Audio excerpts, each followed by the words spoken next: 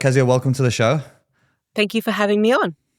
It's an absolute pleasure to have you on. I'm sure it's going to be an episode that a lot of the dudes, especially in my audience, will massively resonate with. But the first thing I want to dive in with is, what's the number one thing that women wish men would stop doing when approaching them? Hovering. Guys hover a lot. They're building up the courage. I mean, it's understandable. They're building up the courage to go speak to the woman, but the woman is aware. The woman is always aware. The guy might think he's being really subtle, he's being discreet, but 9 times out of 10, he's not. So I say to guys, like, if you want to just build up that courage, do it somewhere else. Like, you spot the woman that you're interested in, go to a different location, go to the bathroom, go to the smoking area, wherever it is, and then come back and approach her. But none of this kind of hovering around, just, orbiting her, because what it shows is that you're unsure, you're uncertain, that you're a bit nervous. And that's something that a guy can't really convey. Like, if a woman, a lot of guys kind of look through the lens of a woman, like what they find attractive in a woman or what they find acceptable in a woman. And they think that that will be acceptable when it comes to the way that they speak to women. It's a bit of a funny one. Women do the same thing, by the way. So a coy or a shy woman can be quite attractive, a woman who's not quite certain about her beauty. Confidence is very attractive also, but there's something quite endearing about a beautiful woman who doesn't realize how beautiful she is. But women don't have that. It doesn't have that same effect when a man displays that. It's more like it comes across as uncertainty, and he lacks self-belief. So I would say that's the first thing that guys should be aware of when they're about to approach a woman. Are you hovering? If so, just go somewhere else, come back and approach straight away. So it's better just to be clear with your intentions, even if potentially the woman isn't interested. It's best just to approach anyway, because then you get clarity on the situation and you can move forward either with something to come away from the conversation, or you stop, I guess, in simpler terms, stop being a creep. Yeah, it's not that the guy's a creep. It's a creepy illusion, or it's a creepy effect. So when a guy's like hovering around, it gives the feeling that he's creeping around. He's literally creeping around. But it doesn't mean he's creepy. So I just want to point that out there. But yeah, I always say to my students, everything's a green light. Go and speak to a woman. Go approach her and know what to do if she says, I'm busy, or I'm just talking with my friend, or I have a boyfriend. Know how to respond to that. That's key. Because a lot of guys put so much focus on what the actual approach, the line should be, the opening line. But they forget about what do they do with her response or reaction to that opening line. That's very important. So I'll give you an example.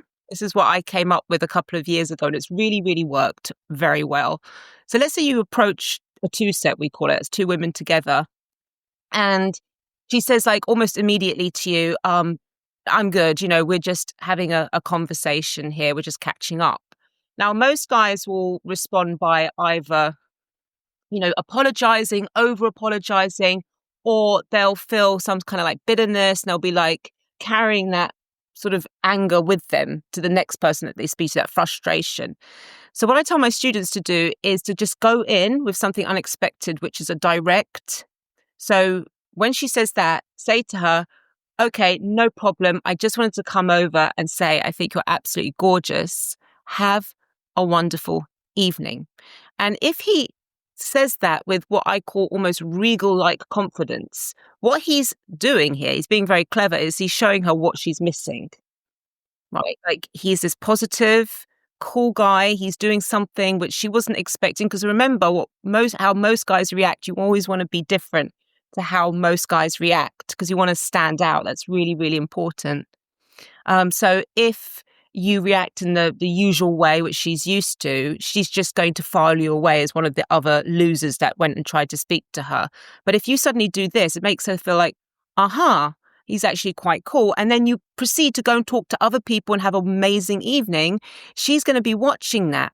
And what we found, that since we started introducing this response to the reaction, that women have either changed their mind immediately and said, oh, I'm sorry. Yeah, I was just being a bit rude. Come join us.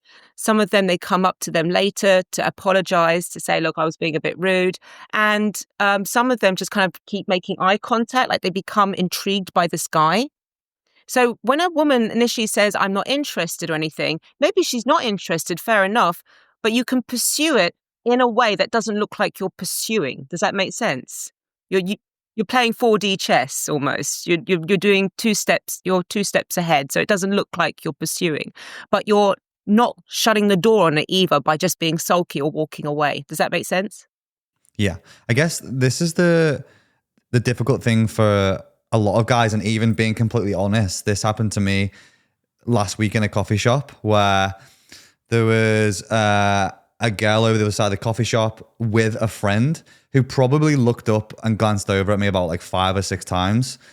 However, I think the fact that she's with another friend, which most of the time people go in to be with friends, but it feels more daunting or intimidating to approach when there's 2 people and just you. So what would be your advice when maybe someone's with a friend? And I think even me in that situation is like kind of cautious of not excluding the friend from the group, or almost offending her. Okay, so obviously this is much more difficult for some guys if there's more than one woman. But what I found is when guys get good at approaching 2 sets, they actually prefer it because they can kind of, bounce from the other one. They've got like a routine. But if you're not quite there yet and you see a girl that you like, it depends. You were in a coffee shop, so there's a little bit less than you can do. So you've got less flexibility. So just if it was in the evening and you see 2 girls, because very, very rarely are you going to see a single girl on her own in a club or a bar, then it's a very simple opener, which is, what's the occasion? What's the occasion? It doesn't need to be more complicated than that. It opens the set. What's the occasion? And you can also do some other things, such as like opinion openers and stuff. It depends. It depends how. It depends on the guy's personality. So if you're quite an extroverted personality, you like routines, you're quite a fun guy, then I would go down the road of using opinion openers, stock and trade lines. If you just want to go for something more casual, then you can't obviously in a coffee shop say to a woman, what's the occasion? But you can use, so you've got direct and indirect. You could use, look, to be honest, you could use direct. You could go up to the woman that you're interested in and just proceed to talk to her, say, this is so random, but I had to come up to you and say, I think you're absolutely stunning. And then you could acknowledge going, I am totally aware that you're here with your friend. Hi, my name is, introduce yourself to the friend. But then you make like a big gesture, like, I just, you caught my eye, you just stood out for me. So you sort of do a bit of love bombing there. But you acknowledge the woman, like you can actually say, I can see you're with your friend here, and I know that you two were talking, like bring it like to the talk about the elephant in the room, so to speak, like, I am intruding, I get it, but I don't care, I was so compelled to speak to you. So it's like a big gesture. Okay. And you can also do stuff like, as I said, the opinion opener, which is like, hey, I just need a female opinion on something. And then one that I have with like 2 women, you can use something very silly, but it is really effective, which is, do you think magic spells work? It's really playful. It's really silly, but it is what we call this chit crack. It's it's what women are absolutely addicted to. Horoscopes, things like that, magic spells, things that most men couldn't care less about. The thing is, they will know on some level that you are gaming them or you're trying to chat them up. But I think men need to get over that. They need to just put that to the side and go, okay, it doesn't matter. It's just about getting in there, making a good impression, getting a telephone number, like be emotionally detached from it. Just do your thing. Just go ahead with it and stop worrying about, does she think I'm being creepy? Does she think that I'm just making a move on her? Does she think I'm being sleazy? Just, get on with it, so to speak. So you could do that. You could use an opinion opener, which is a bit more intricate, such as, listen, I want to get a female opinion. And the story is that your friend has caught his girlfriend flirting with someone by text message, but obviously nothing's happened yet, but they are flirting. Would you consider this cheating? Now, what this does is it invites the women to like give their opinions, and they often like, have a conversation amongst each other, like they're sort of debating about it. So it's really good. You've got the people investing. They find it like an interesting point that you've brought up. And then you put the second part in, which is, and also you can validate them. I should have been saying this. So for instance, if you go back to the magic spells example. If she says, no, I don't believe in magic spells, just say, oh, cool, like you're like me, you don't believe in all this crap or something. Or if she says, yes, I do, say, well, I never used to, but now I do because, and that's the story that you give about your friend who did a spell, and you can make up the story really. But going back to this one, so the second part of this opinion opener is, okay, but his girlfriend has been texting a girl, and then it's a whole new dynamic. Now, these are things that a lot of guys would just say, I don't want to do that. It feels unnatural. It doesn't feel like me. It feels very sort of the game 2004. I get it, but they do work. Because guys are like cynical to it because they've seen it done. They've seen the videos. But you have to remember, women aren't. Most women have not had a guy say this to them, especially now. I think like around 2004, 2005, when the book came out, it was like a lot of guys were using these routines and women were like, someone just said that to me. Like someone said the same thing last weekend, but it's like, it's gone now and it's almost like it's being resurrected, these old routines. And we're just finding that they're working really well again. Yeah, it's the Neil Strauss book. Yeah, Neil Strauss. I love it. But it's not as good as my book, but it is good. Yeah, I feel like sometimes these things kind of come back around, like they've been skipped for a while, and then you go back over and read material that, again, because it hasn't been used or been heard for so long, it can be just replicated exactly how it is. That's worked. And I guess some of that depends on the personality and the individual and the confidence of the guy based on what the opener may be, because like you said, it might feel unnatural for some guys to lead with something which is like that. But what would kind of an opener for more of a shy or nervous kind of guy be? Well, this is the thing. I mean, that would be good for them because this nervous, shy guy usually can't continue the conversation. He finds it very difficult to transition from opening line to full-blown conversation. Like if you're somebody that is a natural conversationalist, then you probably don't even have to use that opening line. But that's the twisted thing about this, is like, it would be so much more suitable in the extroverted guy. He'd carry it off really well. Whereas the shy guy would feel like, I'm feeling really inauthentic here. He'd be very nervous about it, but it would probably serve him well because it would pack the interaction with lots of what we call conversational hook points, conversation points.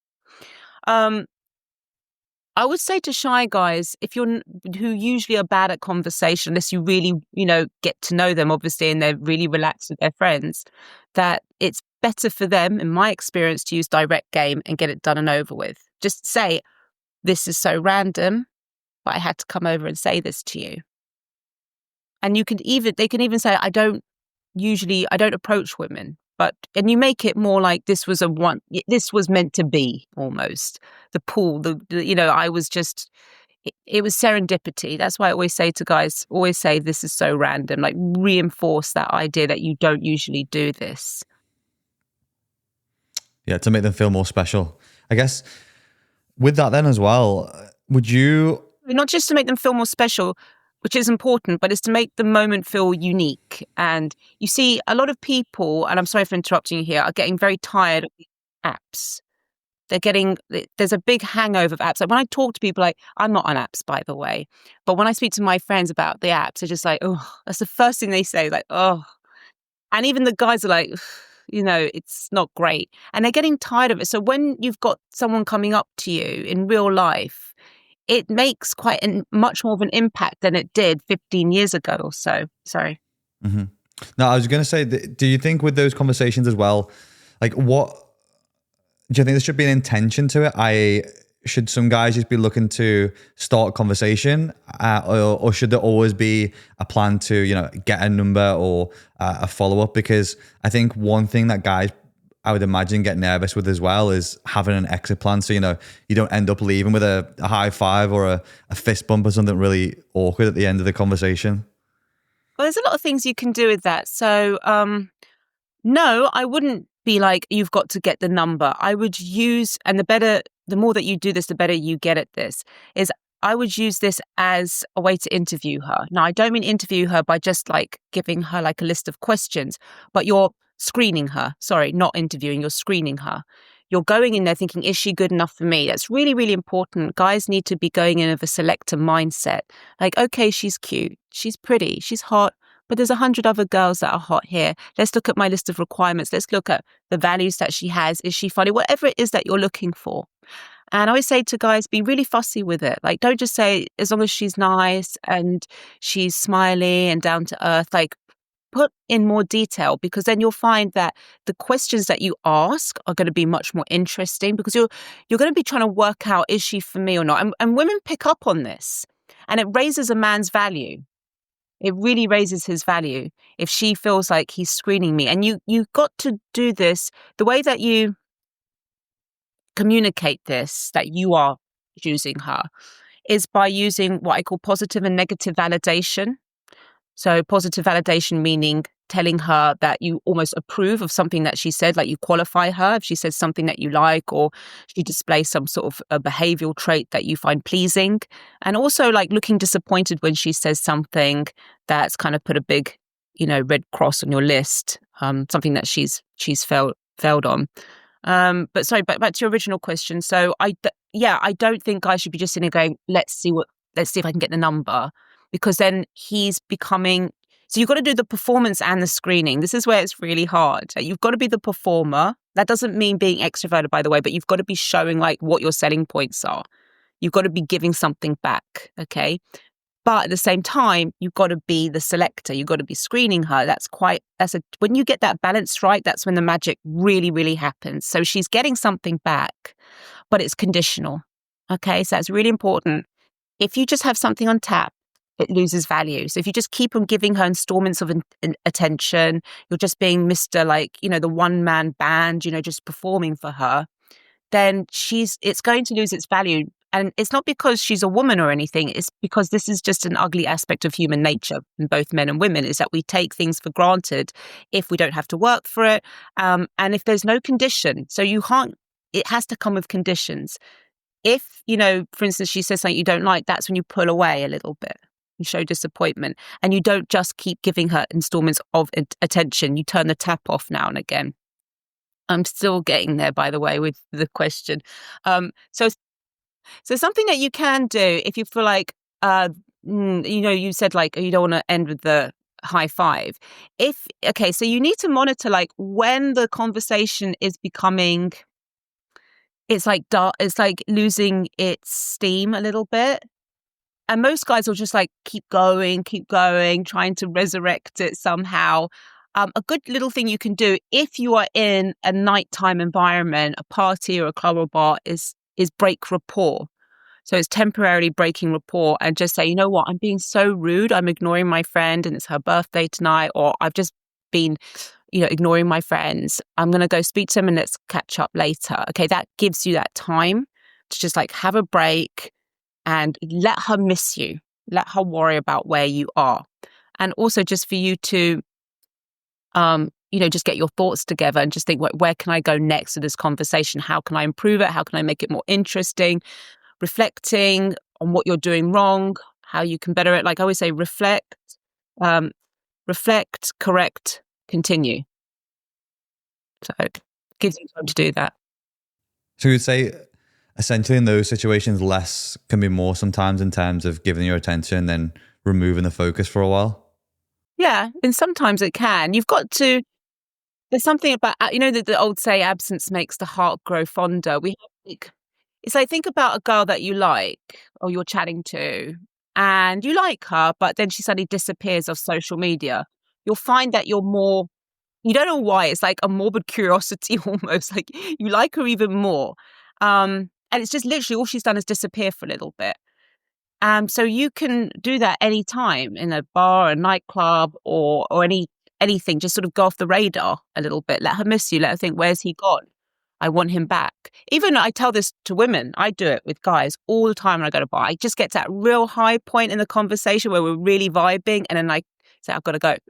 And you can see them looking, in the club, you can see them looking for you again, because it's like, this doesn't usually happen. So you've got to take these bold risks sometimes, both men and women, because like if you're just staying there in that person's presence all the time, they've sort of thought, I've got you now. don't really need to do much here. But if you just temporarily remove yourself, just plant those seeds of doubt, just very, nothing extreme, that's just going to increase your value. Mm-hmm.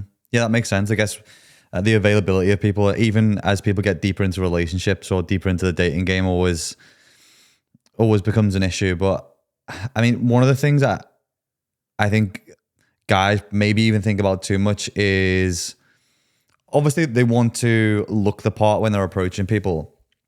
But what makes a man instantly more attractive without having to, change the way that he looks, and how important is like the look, the fit, the physical product? Oh, okay. So this is why I don't go on dating apps. It's exactly why I don't, because most of the guys that I've dated or who's really kind of captured me, have been guys who are not my type. I would say 2 of them were what society would call very unattractive physically. And if I'd seen them on a dating app, I would have just been no, absolutely no. Because even if you are not physically attractive, look, it would be a good start. Okay, looks are important. A woman is going to respond to a good looking man approaching her better than an unattractive man, for sure. But this is where, again, men get very fixated on the looks, especially more and more now. And they're looking at it through the male lens of attraction rather than the female lens of attraction. So male desire, the first 3 things that a man's looking for is how beautiful the woman is. That's by far the most important factor. I'm not talking about relationships here. That's something else. Just purely attraction is looks, compliance, and availability. Okay?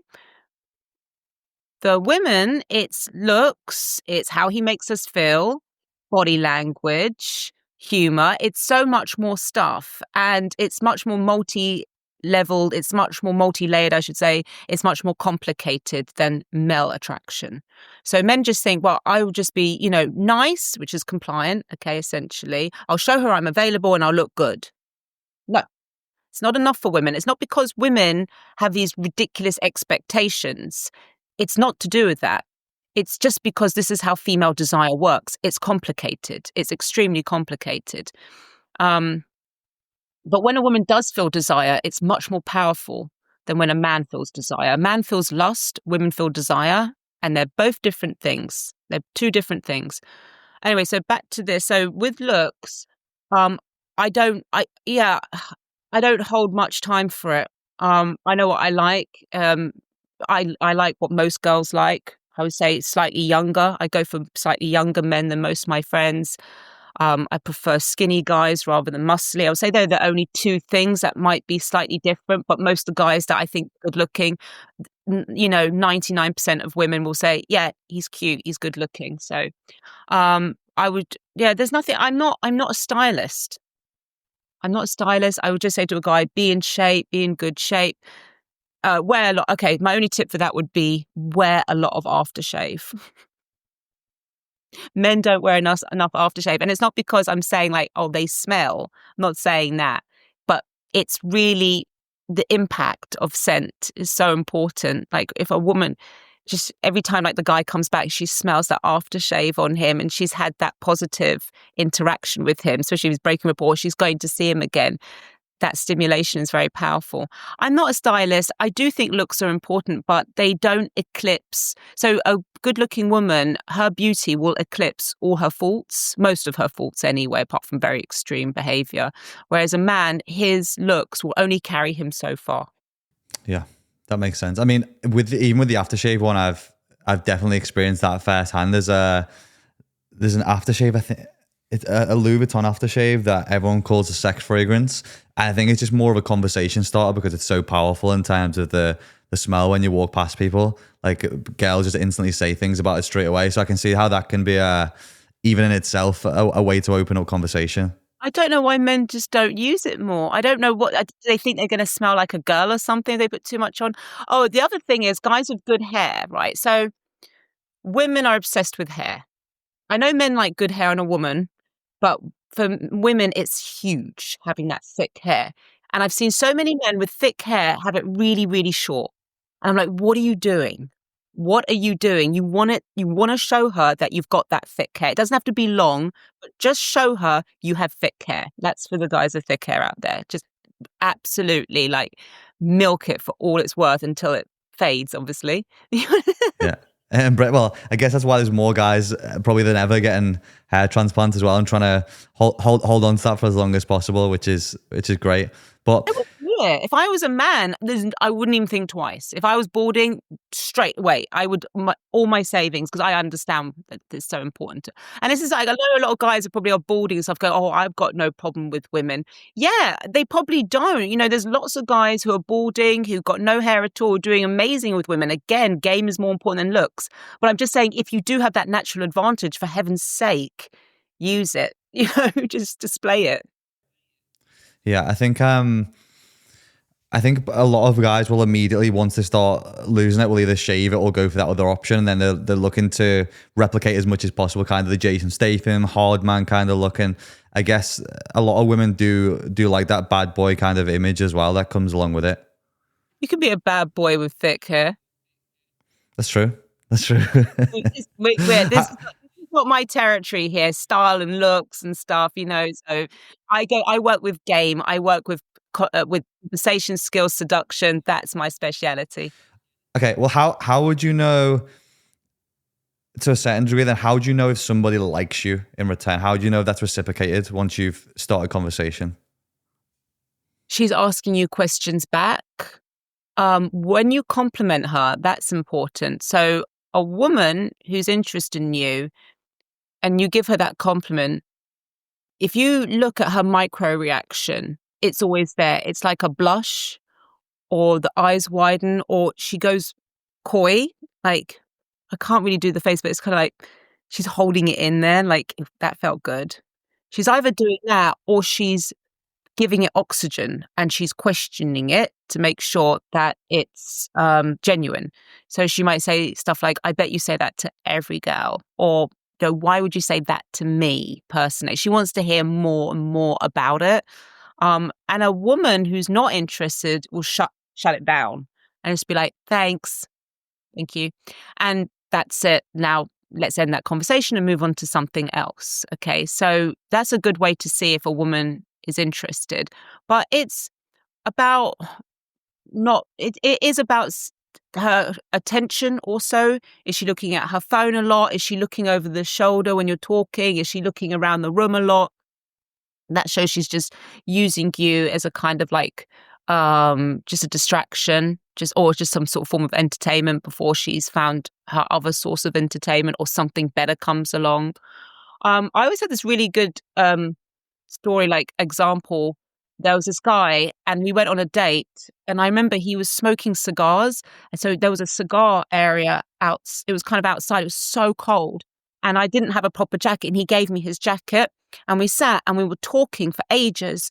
And he said, my jacket's on the floor, by the way. I went, what? He goes, my jacket's on the floor about like around my legs. And I was like, oh shit. And he's like, you weren't cold? And I was like, I didn't feel the cold. I didn't know that the jacket had fallen down. I was just talking to him. He had my full attention. Now, if I'd been with a guy that I wasn't that interested in, the first thing I would have been doing is like complaining about the cold. That's all I would have felt. 'Cause I feel like the cold more than most people. And I've just been out there, right, have your cigar, let's go back in now. And I want my creature comforts. Whereas if you really like someone, you won't notice the noise, you won't notice the weather, you won't notice any of this stuff. You're just kind of like zoned into them. So that's another thing that you can look out for. Is she asking you lots of questions, as I said? And is she asking questions like she really about your life? That's another thing. Women, when they desire a guy, they want to know everything about him. They want to know about like his sister, his brother, his relationship with his mom, everything they want to know. And they also want to reveal everything about themselves. They want him to really understand who they are. Is she also like saying things that you can feel are impressive, that are trying to get like a good reaction out of you? Could be boasting, anything like that. So yeah, there's signs.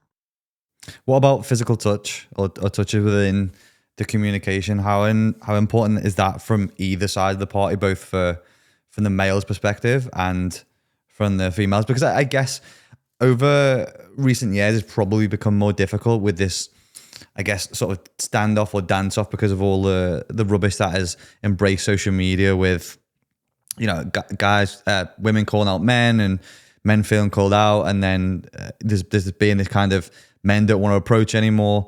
And there's definitely then been, from what I've seen, a kind of physical back off a little bit from men wanting to be as touchy feely with women. But what is the right amount of that, and how is that then reciprocated usually from the other side?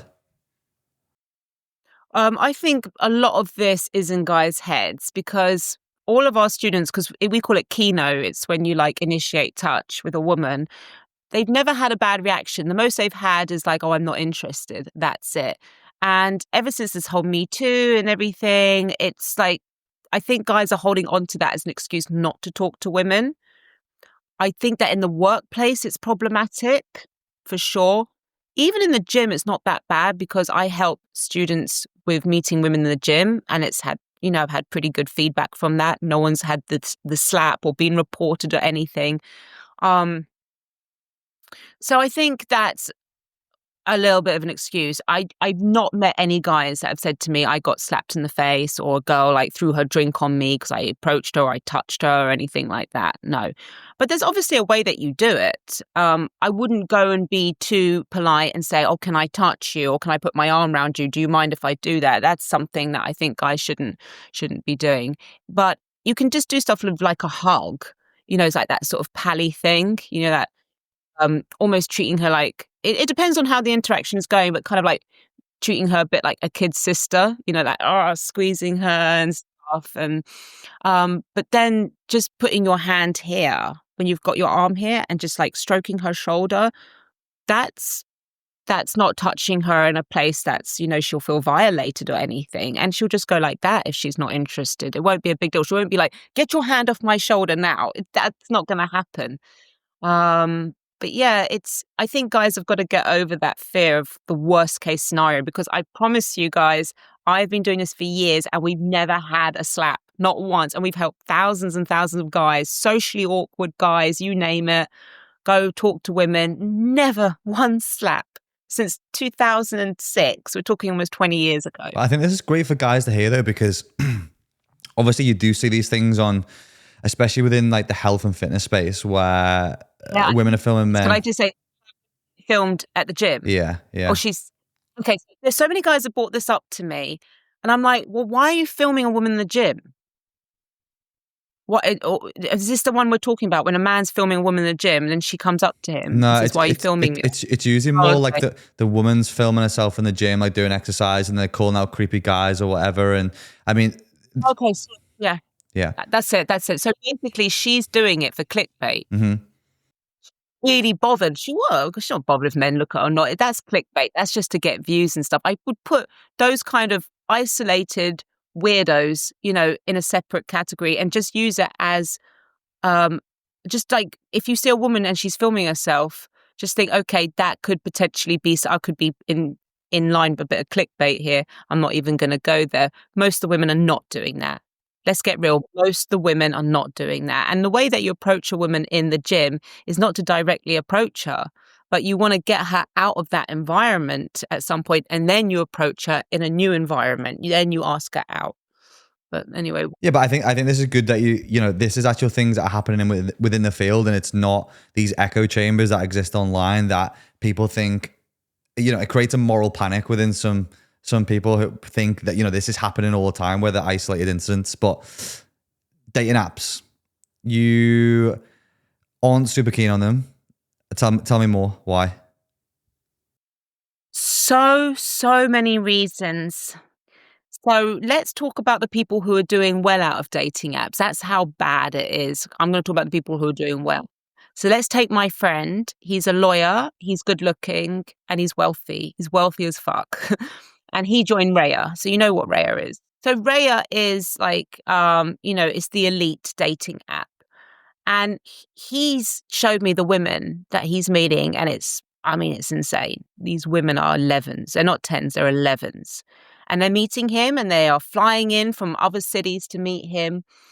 And 1 year later, I'm like, have you got in a relationship with anyone? Because that's what he did it for. He wants to find a girlfriend. He's serious about this. And he's like, no, because I just want the next girl. It's like, I can't stop.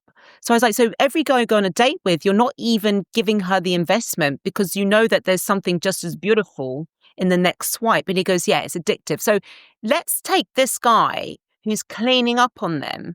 He spent 1 year, gone on multiple dates, and he's not met a girlfriend, even though they're beautiful, even though they're ticking all these boxes, just because he's got caught up in that kind of like, what's next? What's the new shiny thing next? He's on that carousel. And people will say, but that's a good problem to have.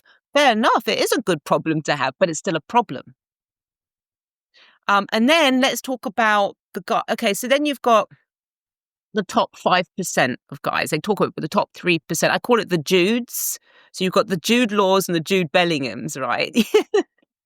And, it's like those guys, they're going to do well. They're going to do well, but they're probably going to face a very similar problem to what my friend faces, which is there's just this, choice, this endless choice, and they'll just keep going from girl to girl to girl. And then you've got all the average guys. They're not going to do so well. You know why? Because the good-looking dudes are also contacting the fives. Okay, this is something a guy had to teach me. He's like, a man who's an 11 will have no problem sleeping with a 6. It would just be sex, but she will, how she will digest that is, oh, I can get 11s and 10s. I can get Jude Bellinghams. What? I'm not going to go with that. Even though it's just sex, this is how women translate it in their head. And this is like what dating apps do. Okay, so you got, as a result of it, and social media, you got a lot of 5s, a lot of very average women getting crazy attention, getting the attention of like a 10 because she looks different in her photos, because, there's a lot of thirsty guys also just paying attention, but giving attention to not just her, but thousands of other women. But she doesn't know that. And then you've also got like the footballers and stuff contacting women via DMs who are 5s. So the average guy, this is so difficult for him. He's then on a dating app and she's just like, no, thank you. I've got, like, literally she's a 5, but she's got all this attention from this kind of high caliber guy. And it's not just a high caliber guy, it's just the amount of attention that she's getting. But he's got no chance. She's waiting for the Jude. He's got no chance. So I just think, what is the point in doing that? Why don't you just go up to a woman the old-fashioned way? Because if it's not your looks that are serving you, then you can use your personality to get through. Women are also struggling a lot with this because women are becoming so replaceable. That's what dating apps do. They make everybody replaceable. I won't do it. My ego is way too big to go on a dating app and sit there and smile and be like, pick me, choose me. I can't do it. I'm sorry. I'd rather die alone with my dogs or something and whatever. That's fine. But I'm just seeing now, I think the dating apps did work about 10 years ago, but not so much now. It's becoming like an extension of social media. As you know, a lot of women are on there just trying to get more followers for their Insta accounts. You've got a lot of prostitutes on there now, especially on Raya. So be careful there, my friend, okay? There's a lot of prostitutes. And it's becoming like a deal, like just you have to buy me a bag if you want me to come meet you.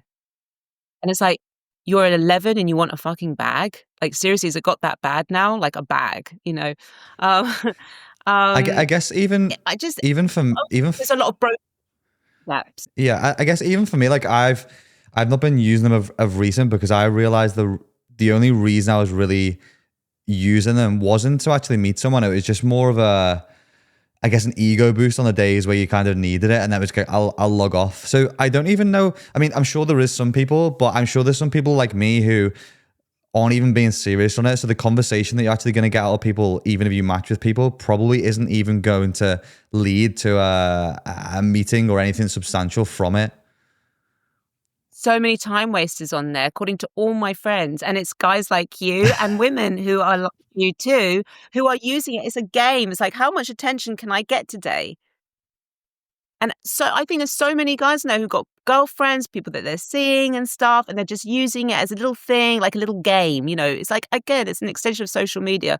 I don't really see any benefits in it apart from older people and people who are like living in the middle of nowhere that have absolutely zero access. It could be age also. 6-year-olds on it makes sense to me. It really does. People living in a forest somewhere. It really does. I've not been on apps ever. I've met my boyfriends in all sorts of places, always unexpected. I've got a beautiful story attached to all of them. I've never had that disappointment. Like, obviously, when it ends, it's sad, but I don't have that disappointment that my friends have, which is like they meet the guy and he's weird or he wasn't like what he said he was. You can't get an accurate idea of the person you're speaking to until you meet them. That's really, really big. And it's, that weirdo ick factor. I call it the weirdo ick factor. And you get it when you're talking to someone in real life and you think, there's something about this person. I don't know quite what it is, but it doesn't sit well with me. And photographs cannot do that. Photographs, that's how old I am. Photos can't do that. It's one dimensional and it's highly filtered now. And then you meet the guy, like, or the girl, and it's the way they smile or speak is like, oh, I wasn't expecting that. So you're already, on the most part, you're starting from a low starting point, a disappointed starting point on a date for so many. It's like, oh, he was a bit shorter, she was fatter, or he was... Things never look as good as they do in real life. Even when people take, photographs of holiday destinations and you turn up at the destination, it's always more disappointing than the photo or the video ever was from looking through it through social media. So I guess this is...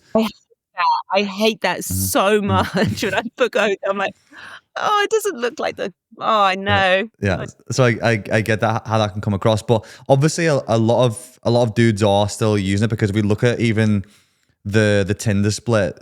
It's, I think, the worst one of the splits. I think it's 21.9% women and 78.1% men.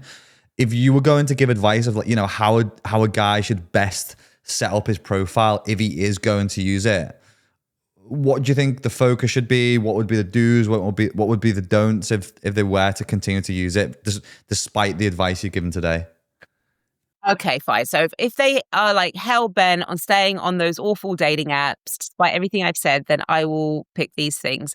The photograph, I would pick something where you've got to show that you're popular and that you have a life and you have friends. Now, most of us do have that, but there's something that we're always looking for as women, is like to make sure the guy's not a weirdo, whereas men are not always screening for that. Is she a weirdo? They prefer if she's not, but they're more just screening on how hot is she. And the women are looking at, like, does he have a life? Is he a man in demand? That's very important to women, that other women like him. Whereas men don't care about that. I've noticed men will like a girl, even if all his friends say, oh my God, she's a dog. It doesn't make any difference to him. It makes zero difference. Whereas with... Yeah, every guy agrees. There's not one guy that's disagreed on that. But women, it's like, if their friends go, doesn't he, oh, he looks like this, or I don't think he gets many. It does kind of like influence them until they full on desire. That early stages influences them. So you've got to show in somehow like that you're at a party. If you want to just show that you're with a group of people, just cut around them. Don't put them in there, for heaven's sake, because there's always a better looking guy or something in the picture. You just want to show, like, you can cut them out, just their arms. You know what I mean? Like, you can just show that you're busy. A lot of pictures with friends, going out, doing stuff. That's so important. I don't think it works so much having just sexy pictures of yourself, like guys taking selfies, and for me that's a real ick, by the way, guys taking pictures of themselves after workouts and stuff. Like, ooh, no. I like... No selfies, no mirror pictures. For some women don't mind it, though. I'm just saying don't overload it, okay? So that's why I have to be careful here. I like very funny men. I like men who can laugh at themselves and be just really stupid. I love that. That shows real confidence. Whereas I think that taking pictures of yourself is saying, I need you to like me. But women said, I like to see what his body's like. So fine, but I wouldn't just do just those. I would have one later on down the line where she can flick through and go, oh, he's got a good body too. But the first bit, that has to reflect that you're popular, and that you're not weird. I would also, there's a little trick that you can do, and my friend taught me. He's like the king of dating apps. He did very well. Again, that was about 7 years ago. Don't know what it's like now, but what he used to do was run anti-game, and he would say things like, every reason why you shouldn't date me. It was like, I can't cook, I'll be late for our dates, I will forget your birthday. And that became like the joke. That became the intriguing part. Like, why would you do this? But it is like going to put a lot of women off, but it is going, if you're somebody that's just not getting any attention at all on your dating apps, and I would go and do something more bold like that. The reason why you shouldn't date me, for instance, it just will stick out. You've got nothing to lose if you're not doing well from it already. I would also put things like, not what I'm looking for, but I like girls who. So a lot of times I put I am looking for. That's not good. It means that you're seeking for something, like you're without, you're lonely in some way, you're unfulfilled. But if you put I like these kind of girls, and then put something very specific, like not like, oh, I like girls who are really sweet and kind. You can put something like, I like girls who love dogs more than humans, something like that. Traveling, all that stuff is very generic. Like, I like traveling. You want to replace that with more specific things, like I like going to these kind of places, just to make you stand out. You can say, I don't care how beautiful you are, kindness is the most attractive quality in a person, something like that. Because, by the way, when you do that, and I can't explain why, people presume you're a kind person. It's a really weird one. Like, if you value kindness, people automatically presume you're kind. I don't know why. So that's another good thing. Because a lot of guys say, like, one of their, things that they like about themselves is their kindness, but they don't know how to really tell. You can't say to a woman, I'm kind, I'm a big-hearted person. But that is a way of putting it out there, that your expectations are high. And because you've got a good heart, if that makes sense. So yeah, that's what I would do.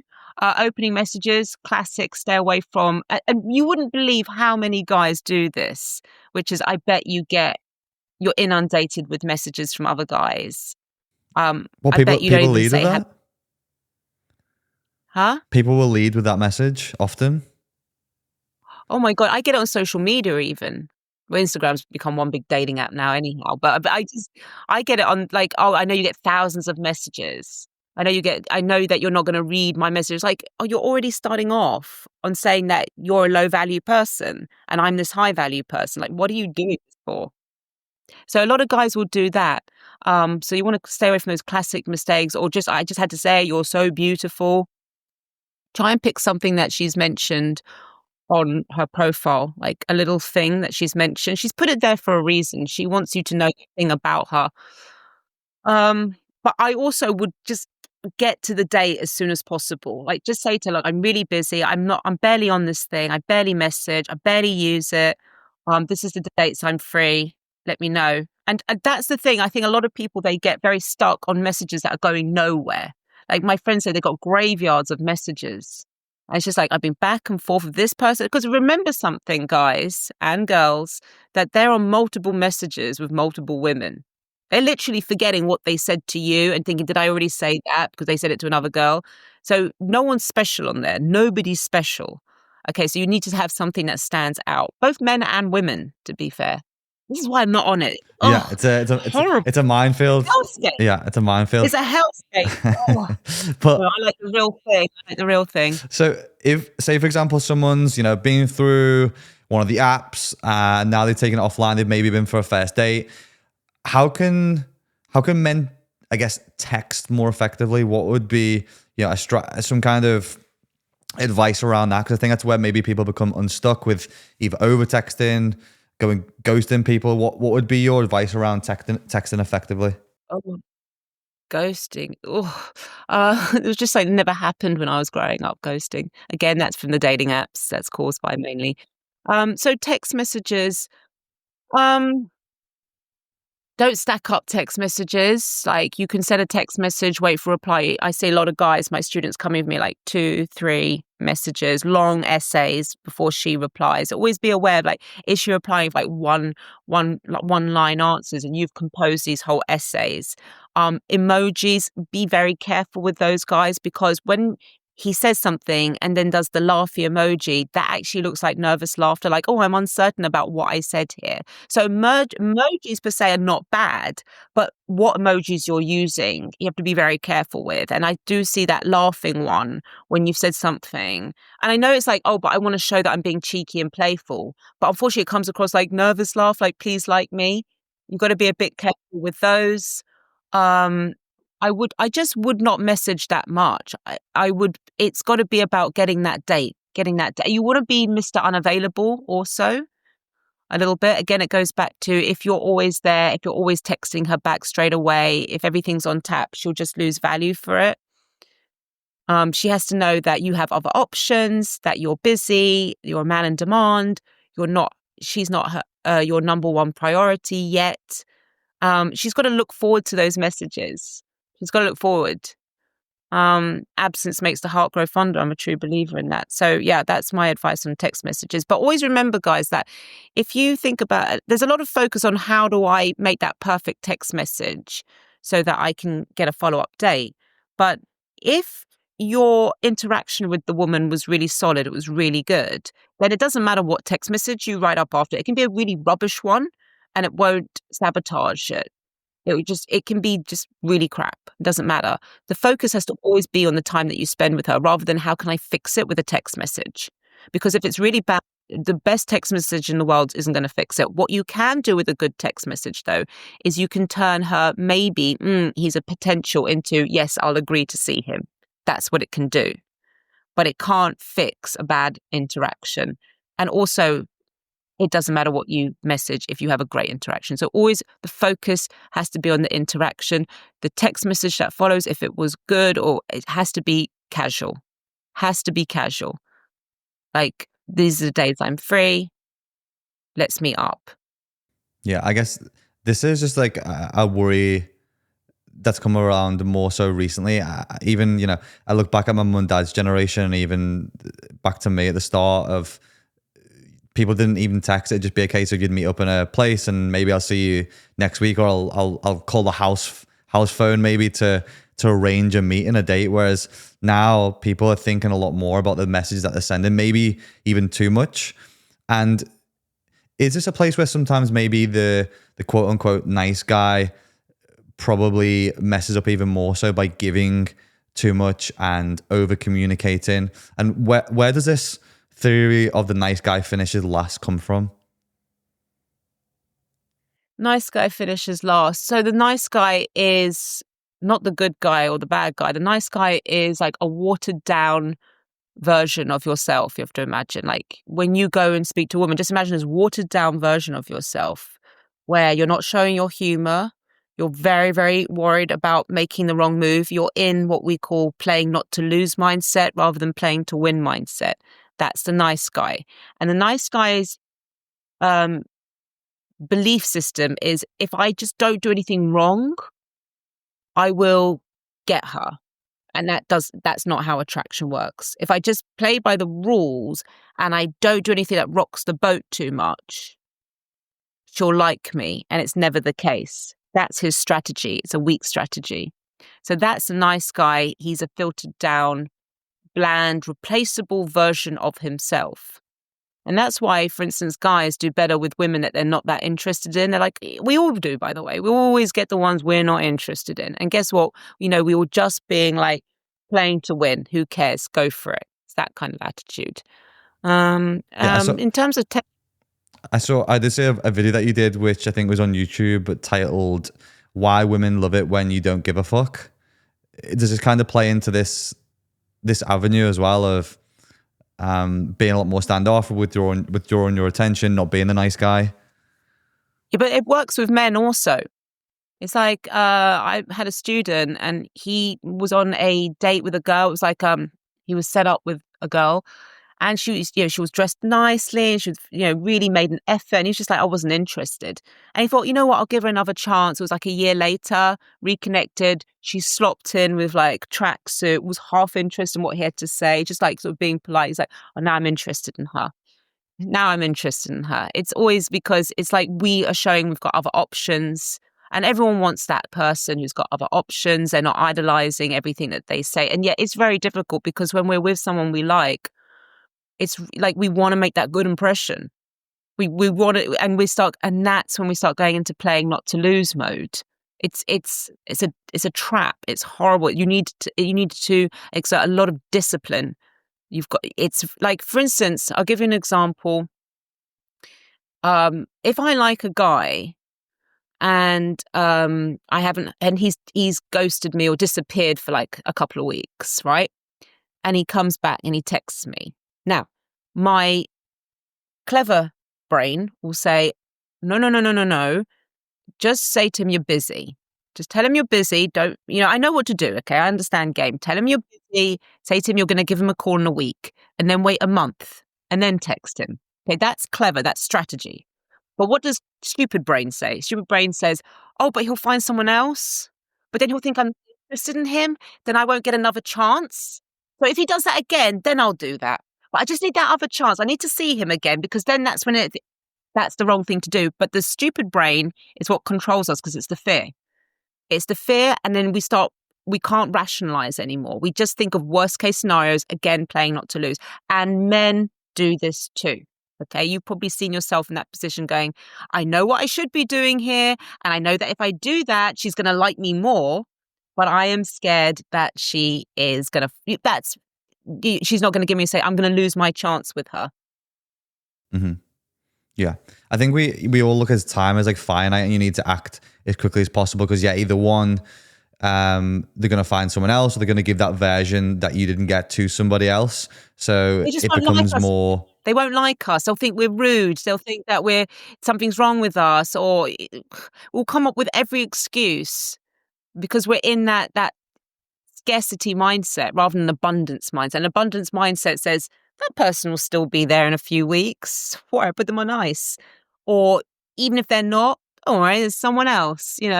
That's when you're operating from that's when you can be really strategical because you are emotionally disconnected from it. And I call it's like being reptilian almost, like you're not emotionally invested. You can think clearly. When we're emotionally invested, we become weak, scared, scarcity mindset. I'm going to lose. There's no other options. I like this person. I don't want anyone else. It becomes too emotional. And then we start making the bad moves. Yeah. Yeah, I get that, and I guess for a guy, it maybe looks a little bit more feminine. But what then masculine traits, or what masculine traits do women love, and how can guys really express those? Because there'll be a lot of guys who have those great qualities within, and they know they're good guys, but they're maybe not necessarily great at communicating them or showing them and getting those across to women. Okay, so I'll give you one only because it's summer holidays. And I got my Ted who's going to meet friends. And I'm obviously the chauffeur. I am the Uber driver that never gets paid. So, yeah. I have the Swiss Army knife. So, okay. It's funny, actually. Okay, so women want a hero. Let's talk about one strength that women find attractive is that women want a hero. But how can you be a hero in this day and age? How can you show that you're a hero? There's a few things that you can do. So unless there's something that comes along where, you can actually demonstrate that you are somebody that can champion her, so to speak. And I've had that, by the way. I have been in that situation where a girl started on me and I was on a date with a guy. I really wasn't interested in him at all, but she was a bit drunk. She was starting on me. And the guy handled it so beautifully. Like he got up, he sorted it out, didn't take a back seat. And I remember just my whole perception of him changed off that. But usually you don't have those kind of encounters. So you can talk, you can make up something. You can say something like, on the way here, there was this fight going on and I felt like I had to step in. Like I can't look away from a woman being bullied. That's another thing. Like I saw a man shouting at a woman. I can't be one of those people that step away. It's very for me to make sure that a woman's okay. Little things like that you can do. If you're in a busy club, she might sometimes you get knocked by somebody. It's just like shoving and stuff. Rather than just standing there like looking at her, hold her, say, are you okay? Make sure she's okay. Little things like that. There's small gestures that create a bigger picture. But by saying a story about how you intervened or something, that's important. If you're kind, talking about a kind gesture, something that you read, something that your friend did, telling her that story, telling her how amazing it is and how you think kindness is the most beautiful, attractive quality that anyone can possess. Saying something like that. Being the master of your own destiny is very attractive to women. So you can display that by being unapologetic for your life choices. So let's say you're doing like a pretty rubbish job. Rather than saying, oh, it's the best job in the world and feeding her shit like that, you can actually say to her, it's the best job in the world and the worst job in the world. And then you talk about why it's amazing and why it's difficult.